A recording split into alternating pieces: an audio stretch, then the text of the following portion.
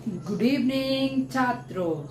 तो जैसा कि हम लोग फिजिकल साइंस का चैप्टर 1 और 2 बहुत छोटा छोटा वीडियो में ही खत्म कर चुके हैं। तो जो चैप्टर 3 देख रहे हैं उनसे रिक्वेस्ट है कि जरूर से जरूर चैप्टर 1 और 2 जरूर से जरूर देख लें। तो अब हम मूव ऑन करते हैं हमारे नेक्स्ट टॉपिक, जिसका नाम है रासायनिक समीकरण। चैप्टर 3 है फिजिकल साइंस का। अब याद रखो, ये चैप्टर ज्यादा जरूरी नहीं है क्योंकि इसमें से आएगा 4 मार्क्स, और हम अभी थ्योरी के लिए 1 मार्क्स और 2 मार्क्स बता देंगे। एक आएगा 3 मार्क्स में, एक आएगा 1 मार्क्स में। ठीक है, तो इसमें बस 1 मार्क्स के लिए पढ़ो तो ज्यादा बेहतर है। हम फिर भी बहुत डिटेल में करा दे रहे, वो 1 मार्क्स भी नहीं छूटेगा, और हो सके तो 2 मार्क्स भी मिल जाए।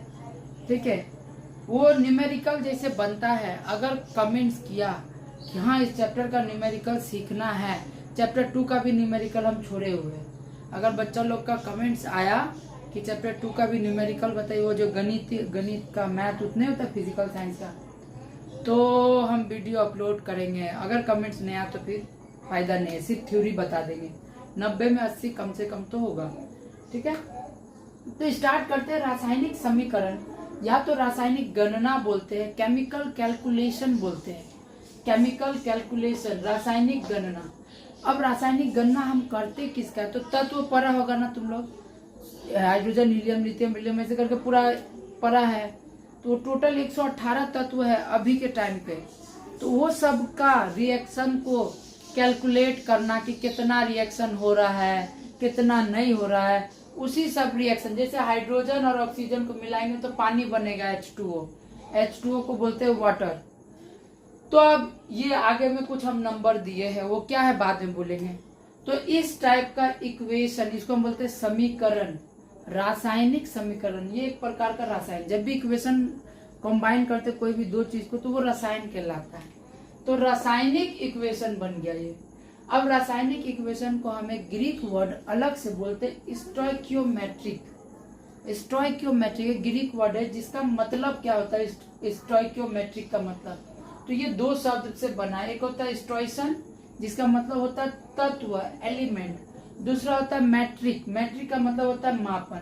अब तत्व का हम अभी जस्ट बोले मापेंगे कि उसमें क्या है, कैसे है, समझ में आ रहा बात, इसीलिए इसको हम बोलते हैं स्टोइकियोमेट्रिक।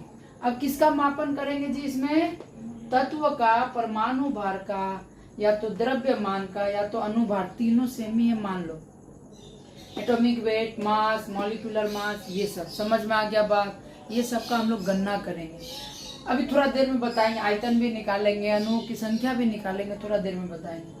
तो मान लेते हैं हम यहाँ से वही वाला ऊपर वाला इक्वेशन को लिखे। तो ये जो इस तरफ वाला पार्ट होता है जो रिएक्शन में पार्ट लेता है, जैसे कि मान लो हम लिए नींबू, पानी और क्या बोलते हैं चीनी लिए, तीनों को मिलाए। तो मिलाने से पहले हम तीनों को लिए, नींबू पानी, यहाँ 2 ही चीज लिए। मान लो चीनी और पानी है, तो चीनी और पानी को मिलाए तो शरबत बना। तो वो चीनी पानी कहलाता है क्रियाकारक, रिएक्टेंट, और जो शरबत बना है वो कहलाएगा क्रियाफल। प्रोडक्ट मिला क्या हमको, चीनी पानी को मिला तो प्रोडक्ट में क्या मिला हमको जी, हमको शरबत मिला प्रोडक्ट में। समझ में आ गया बात, क्लियर हो जाओ। आगे देखो क्या बोल रहे हैं कि जो रिएक्ट करता है उसको बोलते हैं रिएक्टेंट, जो मिलता है उसको बोलते हैं प्रोडक्ट। समझ में आ रहा बात, क्रियाफल। अब देखो आगे में हम कुछ नंबर लिखे हैं, अभी कैसे लिखे, क्यों लिखे, झाल बजा, अभी बस समझो कि कुछ नंबर लिखे। इसको हम लोग बोलते हैं गुणांक। आगे में जो नंबर लिखते हैं इसका आगे में कुछ नहीं, मतलब 1 है, इसको बोलते हैं गुणांक। इसका मतलब क्या पता है, यहाँ पे 2 ग्राम हाइड्रोजन है, 2 मोल हाइड्रोजन, 1 मोल ऑक्सीजन, यहाँ पे 2 मोल वाटर है, यानी 2 ग्राम वाटर है, ऐसे समझ सकते हैं। अब देखो ये सब जब मिल जाता है तब बनता है स्टोइकियोमेट्रिक क्वांटिटी। स्टोइकियोमेट्रिक परिमाण बोलते हैं। ये सब को मिला के क्रियाकारक और क्रियाफल जब मिल जाता है तो उसको बोलते हैं स्टोइकियोमेट्रिक क्वांटिटी। अब देखो इसमें हम लोग क्या करते हैं, गणना करते हैं। स्टोइकियोमेट्रिक क्वांटिटीज का हम लोग क्या करते हैं, गणना करते हैं, उसका पता लगाते हैं, मैथ बनाते हैं। उससे हम लोग क्या निकालेंगे, पहले तो इस इक्वेशन को हम बैलेंस करना सीखते हैं, समीकरण को संतुलित करना सीखता है। अब ये समीकरण संतुलन क्या होता है, तो बाबू इसके लिए थोड़ा डिटेल में जाना पड़ेगा। इस चैप्टर को जब डिटेल में पढ़ाएंगे तब अवश्य बताएंगे सब कुछ। फिर अणुभार निकालना सीखेंगे कैसे होता है, हम यहाँ पे भी लिखे। फिर अणुओं की संख्या निकालने सीखेंगे कितना होता है। फिर होता है आयतन, आयतन निकालना सीखेंगे। तो ये सब चीज हम लोग इस चैप्टर 3 में पढ़ते हैं। अब देखो इस चैप्टर में सबसे ज्यादा जरूरी क्या, पदार्थ और मात्रा। तो पदार्थ और पदार्थ से रिलेटेड लेबोजियर नाम का एक वैज्ञानिक एक अपना सिद्धांत दिया, जिसको बोलते हैं पदार्थ की अविनाशिता का सिद्धांत। पदार्थ के अविनाशिता का सिद्धांत, इसका मतलब क्या है कि पदार्थ जो होता है वो अविनाशी होता है। Matter can neither be create nor be destroyed, it can only change from one form to another form. पदार्थ को ना ही बनाया जा सकता, ना ही नष्ट किया जा सकता, उसको एक रूप से दूसरा रूप में बदला जा सकता। सर नहीं समझे, हिंदी में बताइए। चीनी लिए, पानी लिए, दोनों चीनी को गुरी गुरी कर देंगे तो क्या वो नमक बन जाएगा? नहीं ना जी, चीनी ही रहेगा। पानी को हम काटेंगे, चाकू से काटेंगे, ये कच कच कच पानी ना रहेगा। हाँ, लेकिन दोनों को जब मिला देंगे तो बन जाएगा शरबत। अब शरबत में ना ही चीनी है ना ही पानी है। हाँ, पानी तो होता है, तो क्या प्योर पानी है? वो शरबत बन चुका है, मिठास उसमें घुल चुका है, तो वो एक नया पदार्थ बन गया है। तो पदार्थ को हम कभी बना नहीं सकते, नहीं नष्ट कर सकते। उसको एक रूप से, चीनी और पानी अपना रूप को बदल के शरबत बन गया, नया कोई चीज नहीं बना है। समझ में आ गया बात? तो यही बात बोला था कौन? लेबोजियर। इसका सिद्धांत को बोलते हैं अविनाशिता, यानी कभी भी अविनाशी, मतलब कभी भी नष्ट नहीं होने वाला। अब इसके बाद आया अल्बर्ट आइंस्टाइन, जो पदार्थ से रिलेटेड उसका मात्रा और उसका ऊर्जा के ऊपर में, पदार्थ से रिलेटेड उसका मात्रा और ऊर्जा के ऊपर में अपना एक नियम दिया, जिसको कहा जाता है पदार्थ के मात्रा एवं ऊर्जा संरक्षण का सिद्धांत। मात्रा एवं ऊर्जा संरक्षण का सिद्धांत क्या होता है? सेम यहाँ पे मात्रा भी हो जाएगा और ऊर्जा भी, कि मात्रा या तो ऊर्जा ना ही बनाया जा सकता ना ही नष्ट किया जा सकता, एक रूप से दूसरा रूप में बदला जा सकता। सर हिंदी में बताइए। तो हिंदी में सुनो कि जैसे कि मान लो सूरज से जो आ रहा है इलेक्ट्रिसिटी, अभी हम लोग बना रहे हैं ना, बना नहीं रहे हैं, वो जो सोलर पैनल है उसको हीट एनर्जी को कन्वर्ट, लाइट एनर्जी को कन्वर्ट कर रहा है इलेक्ट्रिकल एनर्जी में। पवन चक्की होता है, वो हवा वाला एनर्जी को इलेक्ट्रिकल एनर्जी में कन्वर्ट करता है, नया से नहीं बनाते हम लोग। तो यही चीज बोला अल्बर्ट आइंस्टाइन की ऊर्जा को हम लोग कभी भी बना नहीं सकते, न खत्म कर सकते, उसको एक रूप से दूसरा रूप में बदलते हैं। इसलिए इसका नियम को बोला जाता है ऊर्जा संरक्षण का सिद्धांत। क्या बोलते हैं? ऊर्जा संरक्षण का सिद्धांत। बाबू इसमें से आता है 1 मार्क्स में क्वेश्चन, ठीक है? अच्छा से देखो, और ये चैप्टर जरूरी भी है अदर चैप्टर समझने के लिए, इसलिए समझा रहे हैं। तो 1 मार्क्स के लिए कौन इतना ताम झाम करेगा, लेकिन पूरा कॉन्सेप्ट बताएगा फिजिक्स का ये चैप्टर, इसलिए अच्छे से देखो। तो अब हम लोग यहाँ पे पढ़ते हैं ऊर्जा संरक्षण का सिद्धांत के ऊपर में एक नियम भी दिया गया है, कि इक्वेशन है, उसको बोलते हैं E equals to mc square. E equals to mc square. E क्या है? एनर्जी है, ऊर्जा है। M क्या है? उस पदार्थ का मास है। C क्या? स्पीड ऑफ लाइट है। बहुत खतरनाक इक्वेशन है। तुम लोग सुना होगा टाइम मशीन, है ना? कभी जब डिटेल में पढ़ाएंगे ना चैप्टर को, तब टाइम मशीन का कॉन्सेप्ट बताएंगे, यहीं से आया है। वो कैसे आया बाद में, अभी नहीं।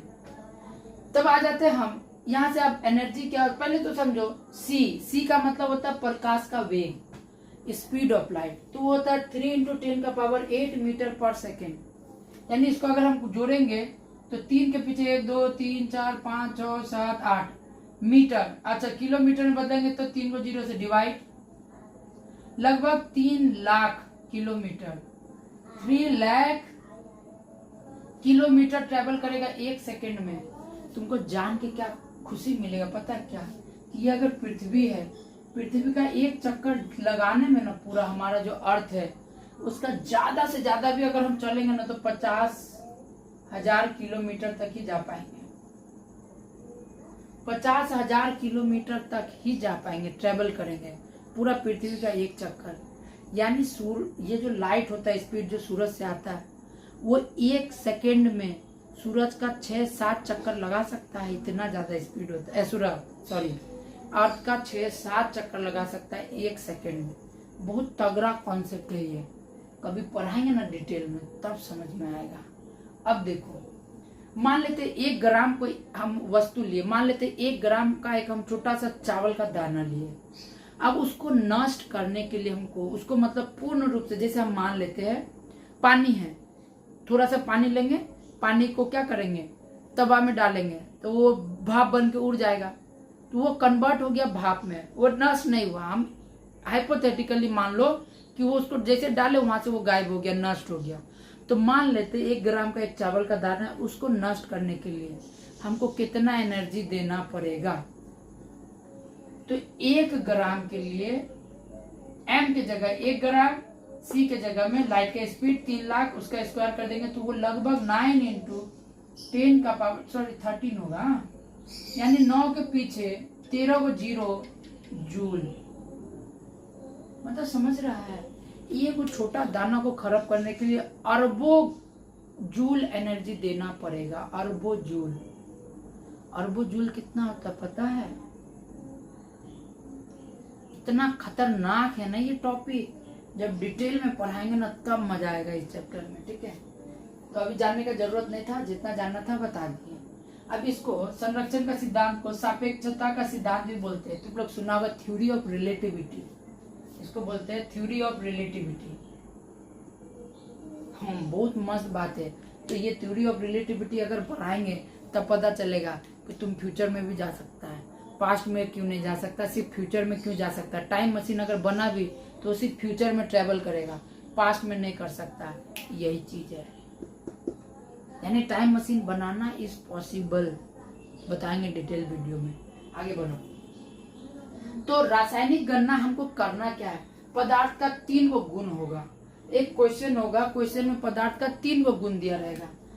3 गो गुण में से रिलेशन 2 ही गो में रहेगा, या तो अणुभार, द्रव्यमान या परमाणु भार, या तो अणुओं की संख्या। अब एक चीज याद रखना, 1 मोल में कल हम पढ़ाए थे अणुओं की संख्या कितना होता है, 6.023 इंटू 10 का पावर 23 होता है। 22 भी कर देंगे तो गलत नहीं होगा, यहाँ पे 23 रखना पड़ेगा पावर।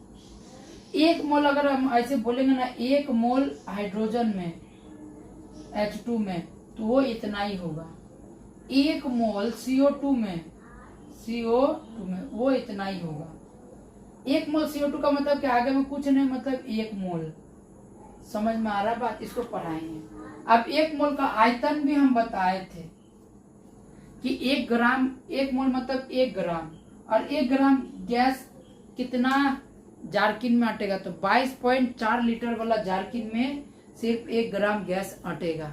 मतलब हम अगर अच्छा से हटाएंगे उसका अणुओं को, तो ये हम पढ़ा दिए थे। तो अब तुमको जब क्वेश्चन दिया रहेगा ना इससे मैथ, तो रिलेशन 2 ही गो में देगा, या तो इसमें और इसमें रिलेशन देगा, या तो इसमें और इसमें रिलेशन देगा, या तो फिर डायरेक्ट इसमें और इसमें रिलेशन देगा। मतलब क्या है कि ये दिया रहेगा, ये निकालने बोलेगा, ये दिया रहेगा, ये निकालने बोलेगा, या तो ये दिया रहेगा और ये निकालने बोलेगा। बहुत इजी है। देखो यहाँ से ना ये तीनों चीज बहुत इंपॉर्टेंट है। पहले समीकरण का संतुलन करना सीखना, 8.4, 5, 6 और 4 में बहुत जरूरत पड़ता है। इक्वेशन को बैलेंस करना सीखना, फिर अनुभार निकालना। हम अभी अगर हो सके वीडियो ज्यादा लंबा नहीं बनेगा तो अनुभार सिखा देंगे। बेसिक खत्म इस चैप्टर का, ठीक है। अणुओं की संख्या ये तो निकाल बता ही दिए, आयतन भी पता ही है। तो ये सबको निकालने का एक तरीका है, मैथ है। मैथ हम नहीं बताएंगे, ठीक है। तो फिर हम आशा करते हैं कि समझ में आ ही गया होगा। तो जल्दी से नोट कर लो, फिर छोटा सा टॉपिक है और वो बताते हैं।